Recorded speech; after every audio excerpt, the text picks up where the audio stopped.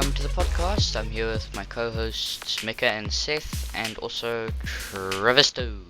So, I think one of the things to start off with is to ask where you grew up, and like when did you start DJing? I grew up in Mitchell's Plain,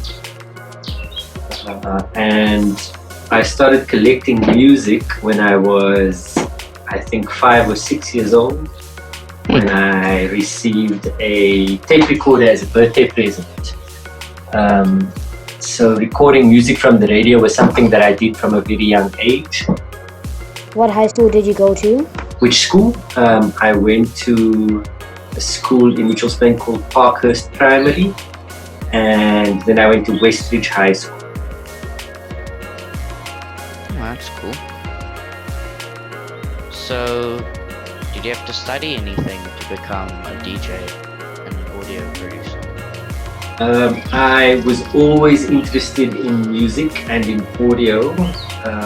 While I was at school though, I didn't really think that I would ever have an option of pursuing that as a career. And when I got to the University of Cape Town, I started, in my third year there, I joined the university's radio station. And by that stage, I had been DJing a little bit on the side at some friends' birthday parties and those kinds of things. Cool. But I never had access to the kind of equipment that could have made it any kind of regular gig for me. And once I joined the radio station, I got heavily involved as a DJ and on the admin side. And UCT Radio also had a mobile disco. So, which if you were a member of the radio station, you could work on their mobile disco, which catered for people's 21st and weddings and those kinds of things. So around about my third year at university, I got more heavily involved in DJing, both as a radio on-air person and also as a mobile DJ. Oh, that's cool. So, what do you think was your biggest audience that you've ever had? I was very fortunate to play at Rocking the Daisies last year, and I think that was the biggest audience I've had. I've also played at a festival called Origin, which happens also in the Cape Town, in the Boerland area, which is also an outdoor festival, and I had quite a decent sized dance floor there as well. I'm not sure how many people exactly at either of those, but the festivals generally have a sort of a bigger dance floor audience than the clubs. Ah, that's cool. So, who taught you how to DJ and become an audio producer? DJing was pretty much self-taught. It's not something. I mean, you can have DJ lessons. But like with most things that carry value, once you've been taught the basics, the way to become good at it is to keep practicing and keep doing it. And back when I was learning, it was very difficult because DJ gear wasn't as accessible as it is now. So you can get yourself an entry-level controller, you can do things just on your laptop. Whereas in the time when I was learning, you needed turntables, and they were and still are quite expensive. I was very lucky to have one or two friends who had turntables, so I could play on their turntables and practice with it. But as I said earlier, once I got into UCT Radio, they had the gear that I needed to sort of start taking my sideline seriously. Yeah, take it to another level. And then that was DJing. And then audio production, I was in my second last year at university, and I got in fact, it was my final year, I got an opportunity to work in a recording studio as an apprentice. So basically be the guy who makes the tea for the clients and watch and learn from somebody who'd been a sound engineer in the game for 20 years. And that was always somewhere I had seen myself, but I'd never sort of thought that it would become a career. And once I got in there and learned the basics, I was able to offer my skills to people who worked on various radio stations at that stage. So, have you always wanted to be a DJ, or have you ever thought of being something else? I actually studied to be a teacher because the kind of career opportunities that are available today to work in radio and to do DJ work really wasn't around at the time that I was at school and that I was studying. So I didn't really believe that there would be an opportunity for me to make a living out of my passion for music and for sound engineering. But like I say, I was very fortunate to get that break to become an apprentice in the studio. Excuse me, and to have access to UCT Radio when I got that break as well. So, do you have any brothers or sisters? And do they also DJ and make audio? I have one brother who also worked in a recording studio for a short period of time, but he has since left industry and he lives in a different country as well. So we don't get to spend much time together. But yes, he did. I mean, DJing was something that we did together for a while. Music is something that we obviously both had a passion for growing up and being in the same house. But he doesn't work in this industry.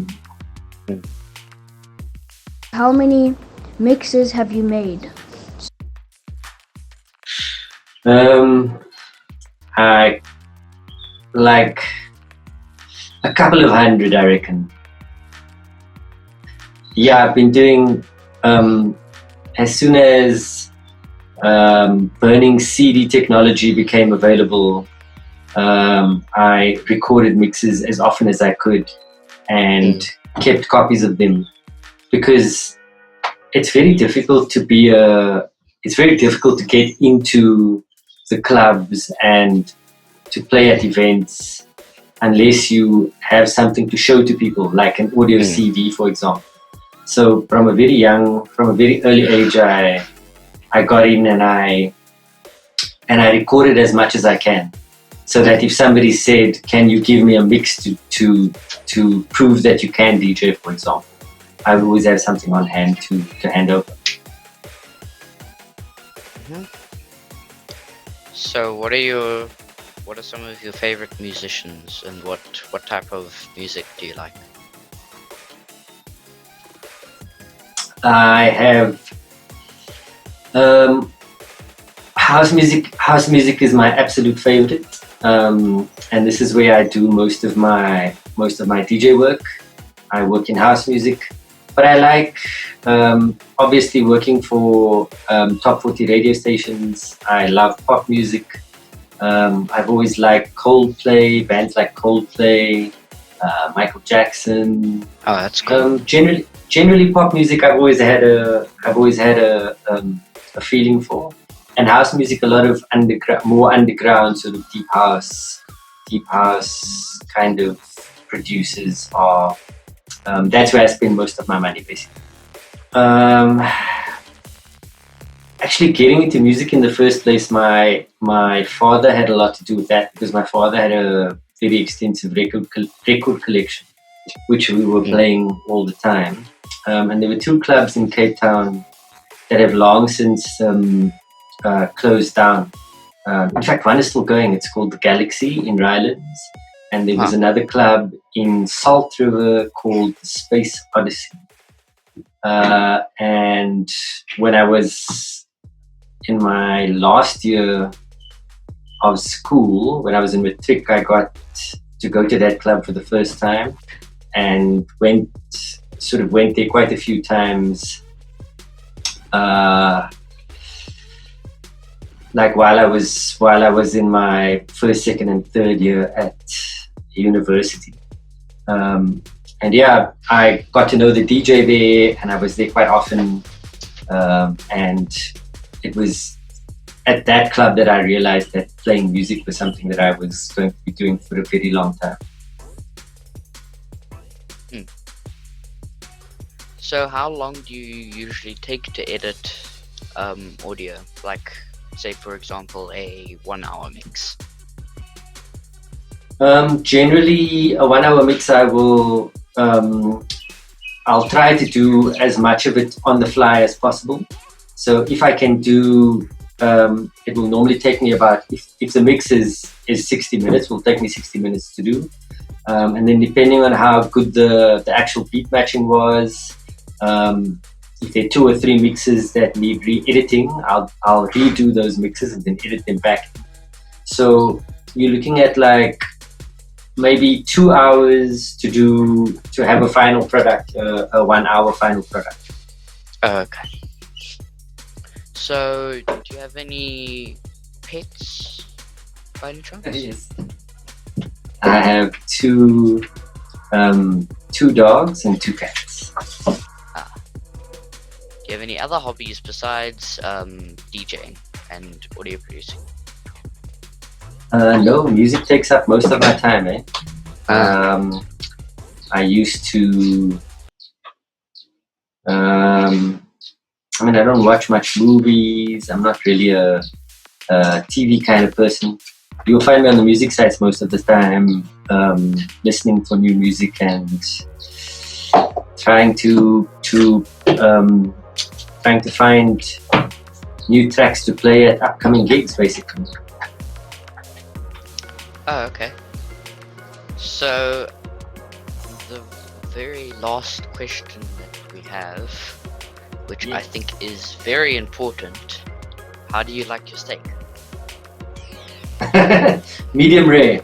Anything done more well than medium rare, I'm going to send back to the kitchen. Is that a good or a bad thing, Jason? I don't know. I like mine quite rare. Exactly. Yeah. I don't mind if you bring me a steak on the rare side of medium rare, but don't bring it to me on the medium side of medium. Yeah. And yourself, what do you do, Jason? I like playing video games quite a lot. Okay. And making YouTube videos is a hobby, which is quite fun. Right. I have quite a lot of hobbies. What subject do you make your YouTube videos on? Mostly gaming, because it's just I can just record it and then just put an intro and maybe do some other editing and then just upload. Okay. Yeah. And music-wise, what kind of music are you into? At the moment, rap is quite fun for me. Okay. Rap's quite and nice. who are your favorites? Who are you listening to? Let's see. Eminem. Right. Logic. Right. 21 Pilots. Okay. And I think those are the top 3. Those are the guys. Okay. What age did you start to DJ? I started DJing. I think I remember the first actual time that I played for people. I was 14 years old, and it was at a friend's birthday party. How long were you interested in DJing? How long have I been DJing? Well, that would be giving away my age, and I'm not going to tell you what my age is, but I've been DJing for a very long time. What was your favorite radio station, or still is?